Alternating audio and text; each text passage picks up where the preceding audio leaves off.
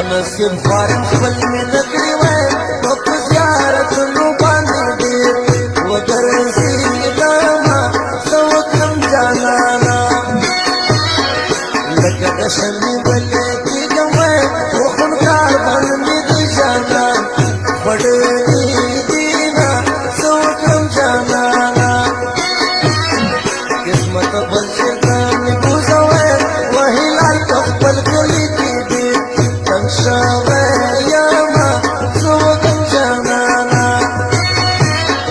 باران ورېږي کور ته مزه وی و دا مورې مې شال په وینو وروشینه څه وکړم جانانه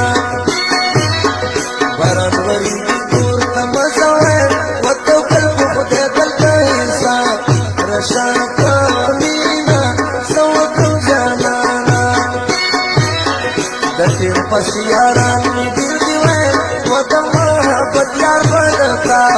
نه جوړومه څه وکړم جانانه خدای ګوهر جانه راته ګران دی وی و جانان جانان دې زه به یې څنګه وهېرومه څه وکړم جانانه خدایه په دې دنیا کې تنګ یم وی و د بېلتون په پنجرې کې عمر تېرومه څه وکړم جانانه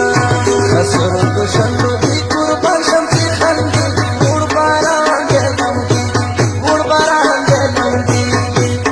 خسرو شنو دې قربان شم چې خندېږي موړ باران دې لمدېږي موړ باران دې لمدېږي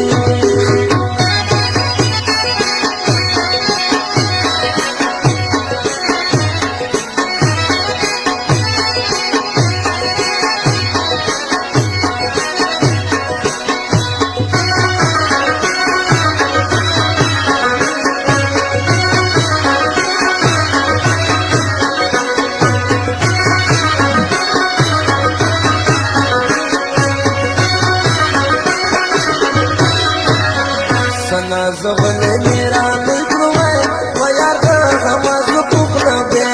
مرزاني شانا څه وکړم خدایا د ګورګو سنو ته زار شوې ولني نکړې زما ډېرې خوښې دینه څه وکړم خدایا سهار وخت چې ښار ته لاړ شوې و ګلې کمیس ګلې بخمل درته راوړمه څه وکړم خدایا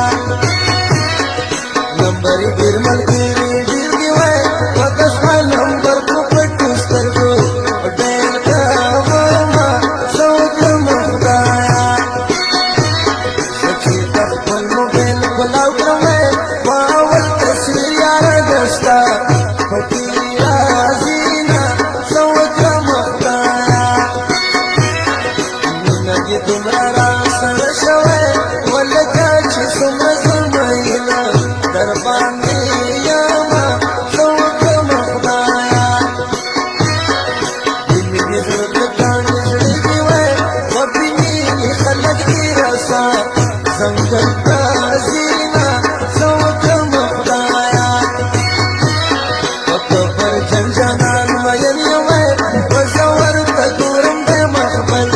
خواړه مینه څه وکړم خدایا خسرو شنو دې قربان شم چې خندېږي موړ باران دې لمدېږي موړ باران دې لمدېږي خسرو شنو دې قربان شم چې خندېږي موړ باران دې لمدېږي موړ باران دې لمدېږي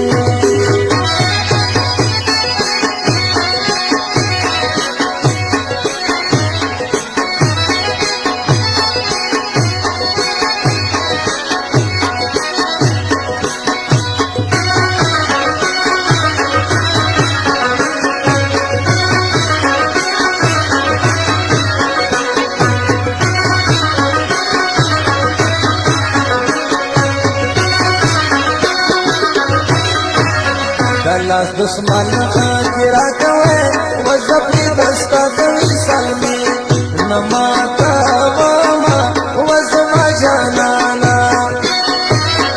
من دې کوم غم دې ډېر دی ومن شاچیخا ترسی وختونا وزما جانانا گیلا بچاوت ملګروه وچی څوک می خوښ ده هغه خوا لنارازینا وزما جانانا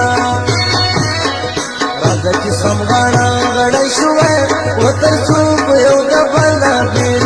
ژوند کې راوونه وزما جانانا سر اننګي تورې دې سترګې وه وزما له سترګو نه دې وه